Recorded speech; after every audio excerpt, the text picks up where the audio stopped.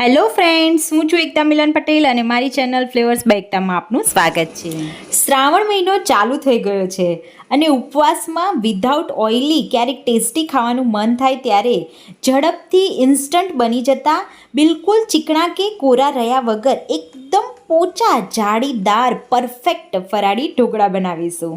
તો ચાલો આપણે ખટ્ટા મીઠા તીખા ચટાકેદાર ફરાળી ઢોકળા બનાવવાનું શરૂ કરીએ.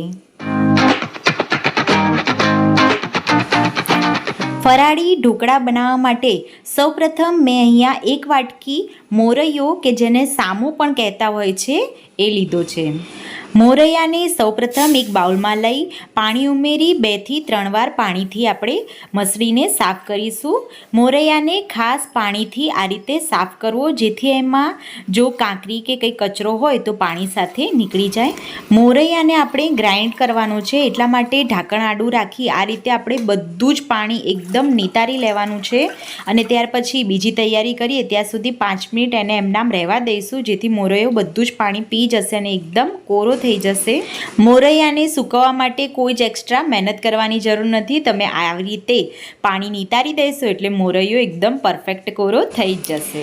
ત્યાર પછી આપણે અડધો બાઉલ જેટલા સાબુદાણા લઈશું. સાબુદાણા તમે અડધો બાઉલથી ઓછા પણ લઈ શકો છો. આપણે અહીંયા 1 બાઉલ મોરૈયાની સામે અડધો બાઉલ સાબુદાણા લીધા છે. સાબુદાણાને મિક્સર જારમાં એડ કરી ઝીણું ગ્રાઇન્ડ કરી લઈશું. તમે જોઈ શકો છો સાબુદાણા કેટલા ઝીણા ગ્રાઇન્ડ થયા છે. તો આ રીતનું સાબુદાણાનું ટેક્સચર હોવું જોઈએ. ત્યાર પછી સેમ રીતે જ આપણે મોરૈયો પણ ગ્રાઇન્ડ કરી લઈશું. તમે જોઈ શકો છો મોરૈયો એકદમ પાણી રહ્યા વગર સરસ રીતે કોરો થઈ ગયો છે. એનો દાણો તમે પીસી શકો એવો થઈ ગયો છે. મોરૈયાને આપણે બિલકુલ પાણી એડ કર્યા વગર મીડિયમ કરકરું, બહુ વધારે પડતું કરકરું પણ નહીં એવું મીડિયમ કરકરું ગ્રાઇન્ડ કરી લઈશું. તમે જોઈ શકો છો મોરૈયો કેટલો કરકરો ગ્રાઇન્ડ થયો છે. હવે એક બાઉલમાં બધો ગ્રાઇન્ડ કરેલો મોરૈયો નીકાળી અને ત્યાર પછી એમાં ગ્રાઇન્ડ કરેલા સાબુદાણા પણ એડ કરી દઈશું. હવે 1/2 ટીસ્પૂન જેટલી આદુની પેસ્ટ એડ કરી પોણો બાઉલ એટલે કે અડધા બાઉલથી થોડું વધારે મીડિયમ ખાટું દહીં એડ કરીશું. જો તમે વધારે ખાટા ઢોકળા બનાવવા માંગતા હો તો ખાટું દહીં પણ એડ કરી શકો છો. ત્યાર પછી 1 થી 2 ચમચી જેટલા ઝીણા સમારેલા મરચાં એડ કરી સ્વાદ અનુસાર આશરે 1 ટીસ્પૂન મીઠું અને 1 ટીસ્પૂન ખાંડ એડ કરી બધા ઇન્ગ્રીડિયન્ટ્સને એકવાર હલાવી મિક્સ કરી લઈશું. ખાંડ એડ કરવી ટોટલી ઓપ્શનલ છે. જો તમે ખાટા ઢોકળા બનાવવા માંગતા હો તો ખાંડ એડ નહીં કરો તો પણ ચાલશે, પરંતુ ખાંડથી ઢોકળામાં ટેસ્ટ બહુ જ સરસ આવે છે. તમે જોઈ શકો છો કે આપણું મિક્સચર દહીંથી જ પલળી ગયું છે. હવે આપણે જરૂર પડે એ રીતે થોડું થોડું પાણી એડ કરીશું. મેં અહીંયા મિક્સચર જારને ધોઈને પાણી લીધું છે.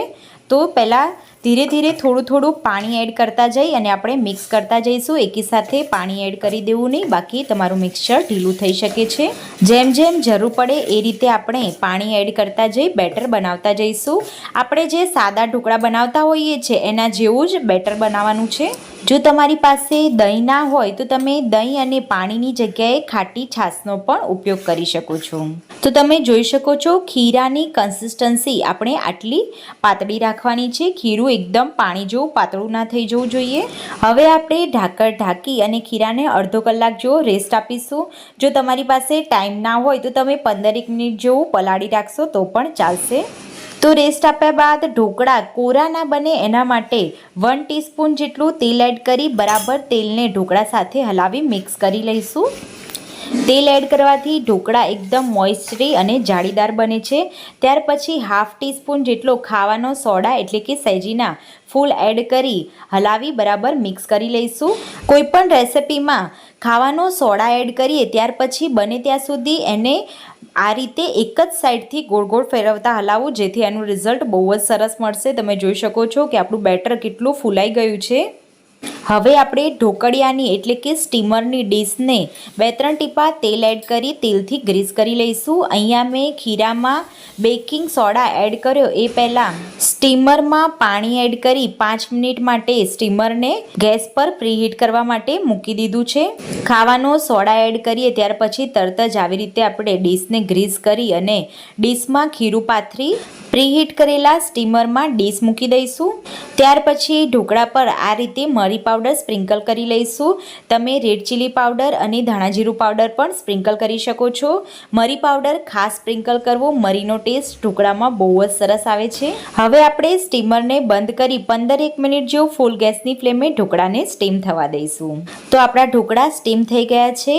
ઢોકળામાં આ રીતે નાઈફ લગાવી ઢોકળા બરાબર ચડ્યા છે કે નહીં એ ચેક કરી લઈશું.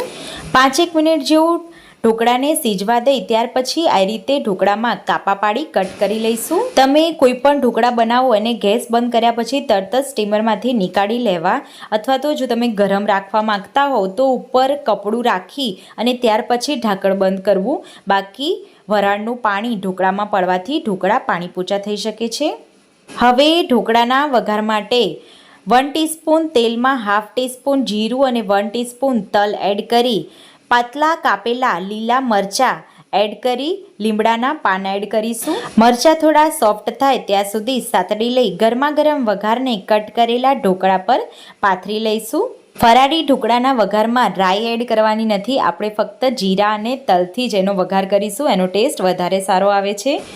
ઉપરથી કોથમીર સ્પ્રિંકલ કરી તાવેતાની મદદથી ઢોકળાને નીકાળી લઈશું. તમે જોઈ શકો છો બિલકુલ ચીપક્યા વગર એકદમ આસાનીથી ઢોકળા ડિમોલ્ડ થઈ જાય છે. તો આપણા ટેસ્ટી ચટાકેદાર સોફ્ટ ફરાળી ઢોકળા બનીને તૈયાર થઈ ગયા છે. ફરાળી ઢોકળા માટે ગ્રાઇન્ડ કરેલો મોરૈયો વધારે કકરો રાખવો નહીં, બાકી તમારા ઢોકળા ડ્રાય બનશે. અને સાબુદાણાનું પ્રમાણ મોરૈયાના અડધા ભાગ કરતાં વધારે ના લેવું, બાકી ઢોકળા ચીકણા બની શકે છે.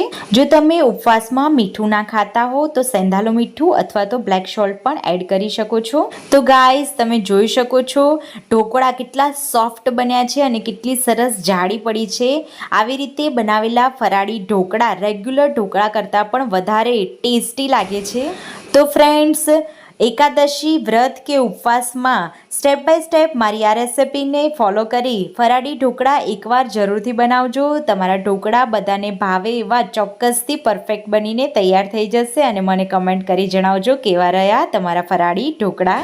તો મારો આજનો વિડીયો સારો લાગ્યો હોય તો વિડીયો લાઇક કરી ચેનલને સબસ્ક્રાઈબ કરવાનું ભૂલતા નહીં. નેક્સ્ટ રેસિપી આવે ત્યાં સુધી બાય બાય.